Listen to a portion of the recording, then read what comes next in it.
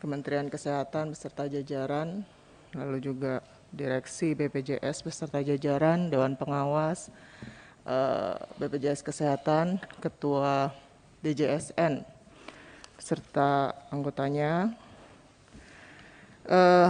Pada kesempatan ini saya juga ucapkan selamat bertugas tentunya kepada segenap direksi dan juga Dewas ya, BPJS Kesehatan yang baru. Semoga dapat bekerja dan bermitra dengan Komisi 9 dengan lebih baik ke depannya. Yang selanjutnya, karena ini pejabat baru ya, tentu kami ingin menanyakan beberapa hal yang terkait dengan jaminan kesehatan nasional kita, terutama terkait dengan universal health coverage yang seharusnya menjadi target daripada BPJS Kesehatan. Kalau dalam roadmap itu sebelumnya dari sisi kepesertaan disebutkan akan tercapai 2019, tapi ini 2021 masih banyak rakyat Indonesia yang belum menjadi peserta gitu ya, yang terdaftar sebagai peserta BPJS Kesehatan. Nah, ini apa yang akan dilakukan lah ya oleh Direksi BPJS untuk memastikan seluruh penduduk Indonesia memiliki jaminan kesehatan nasional ini. Di sisi lain, dari sisi layanan masih banyak tentunya keluhan dari masyarakat terhadap BPJS Kesehatan. Salah satunya terkait dengan waktu tunggu yang lama. Ini mungkin Kementerian Kesehatan juga punya peran di sini ya, ada diskriminasi pada saat peserta program JKN, banyak sekali keluhan yang dilaporkan gitu oleh pengguna pelayanan BPJS Kesehatan. Bagaimana langkah-langkah mengatasi ini ya, misalnya antrian lah, terutama antrian terhadap pelayanan kesehatan. Orang mau operasi harus tunggu berbulan-bulan kalau untuk dilakukan tindakan ya. Kementerian Kesehatan walaupun katanya sudah ada rute sistem rujukan antar satu rumah sakit dengan rumah sakit yang lain udah dari tahun kemarin kalau tidak salah. Seperti apa evaluasinya sampai dengan hari ini? Kami merasa itu masih belum berjalan dengan maksimal, Pak Menteri.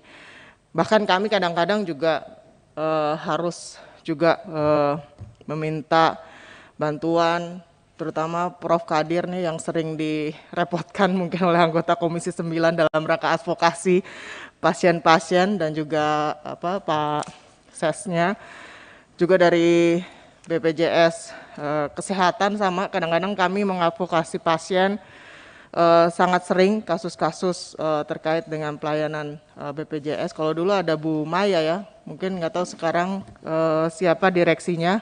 Siap-siap saja kalau sering-sering ditelepon oleh anggota Komisi 9, Pak. Izin Bu Lili namanya. Nanti mohon di-share nomor-nomor teleponnya gitu, nanti supaya ya ini bentuk daripada kemitraan, dan tentu ya bagian lah saya kira tanggung jawab kita bersama, kita sama-sama ditugaskan, dibayar oleh uang rakyat juga, tentu harus bisa melayani masyarakat dengan maksimal juga gitu ya. Lalu terkait dengan alokasi 4,7% ya tadi untuk upaya promotif preventif, tadi Bu Dewi juga sudah sampaikan di dalam Undang-Undang SJSN dan juga di dalam Undang-Undang BPJS menyebutkan paket manfaat BPJS Kesehatan itu meliputi upaya promotif, preventif, kuratif, dan rehabilitatif gitu. Nah, menurut saya proporsi anggaran yang sekarang gitu kan belum sesuai sebenarnya dengan mandat undang-undang. Jadi ya ini sama aja dengan anggaran kesehatan kelihatannya 5% tapi masih terbagi-bagi dengan porsi-porsi yang di luar urusan khusus lah, urusan kesehatan. Jadi Pak Menkes juga bolak-balik bicara pentingnya promotif preventif gitu kan, tapi anggarannya sangat kecil. Jadi untuk itu ya apa yang dilakukan lah ke depan seperti apa, karena nggak cuma tadi kalau Bu Dewi bilang diabetes mellitus, tapi banyak saya kira penyakit-penyakit yang memang lebih mengedepankan kepada promotif preventif gitu. TBC ini juga kita masih menjadi beban nomor 2 di dunia, ya. Jadi mohon ini bisa diperhatikan. Terkait dengan pengembangan tadi kelas standar, ya, mohon bisa dijelaskan fasilitas pelayanan kesehatan di rumah sakit. Ada berapa rumah sakit yang sudah siap, kamarnya seperti apa, tempat tidurnya juga yang akan disiapkan, ya, dengan tentunya memperhatikan 270 juta penduduk Indonesia yang sekarang saja keluhan kamar pasien BPJS penuh itu masih sangat luar biasa. Jadi timelinenya seperti apa nih? Kapan akan dimulai gitu kan? Kerangka waktunya seperti apa?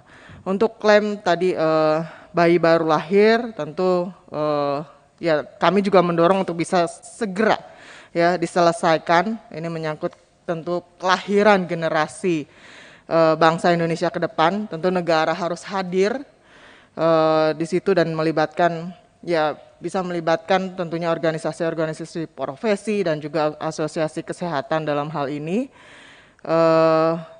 Yang tadi di dalam paparan Pak Direksi saya masih belum jelas lah ya, apa sih yang akan dilakukan BPJS dalam waktu dekat ini, mohon penjelasan Mas. Ya, jadi memang ini banyak sekali kasus yang seperti ini, apalagi pasca pandemi ini.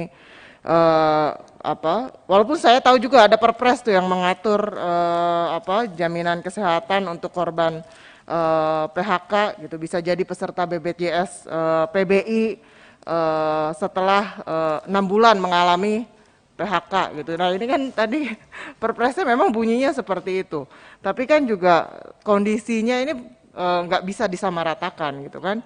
Ada yang memang korban PHK ini benar-benar mengalami persoalan ekonomi yang serius gitu, sehingga pada saat mereka membutuhkan pelayanan kesehatan tentu harus segera ditindaklanjuti. Nah, tidak hanya korban PHK saja, saya kira banyaklah masyarakat miskin tadi, karena memang dari awalnya sistem pendataan yang sampai dengan hari ini masih tidak baik ya. Banyak masyarakat miskin yang belum menerima dan menjadi peserta JKN, sehingga kadang-kadang mereka mau mendaftar juga kesulitan karena sistem. Bahkan saya beberapa kali ya direksi sendiri aja nggak bisa merubah gitu loh.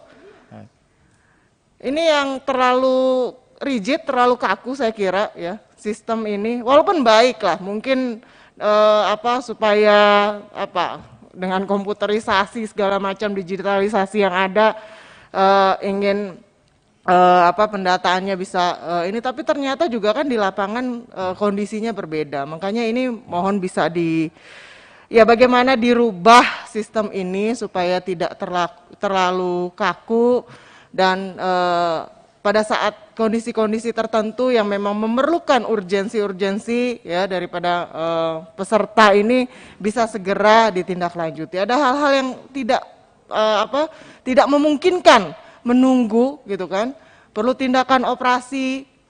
Ini kan nggak mungkin nunggu sampai kartunya aktif gitu loh. Nah ini kan kondisi-kondisi seperti ini banyak sekali gitu. Jadi benar-benar harus dipikirkan seperti apa, termasuk juga saya kira koordinasi juga terkait dengan data, dengan kalau PBI mungkin dengan Kementerian Sosial, tapi dengan NIK ini ya banyak juga bermasalah ya. Mereka yang PPU, pekerja penerima upah yang ingin mendaftar secara mandiri, terkendala banyak NIK-nya yang sudah dipakai oleh yang lain gitu. Nah saya kira ini perlu ya mungkin tadi Pak Abidin sempat usulkan untuk kita ada rapat khusus lah terkait dengan data peserta JKN ya, baik dia yang PBI maupun yang mandiri, terutama juga dengan Kementerian Dalam Negeri untuk bisa sama-sama menyelesaikan ini seperti apa gitu. Itu saja pimpinan, terima kasih.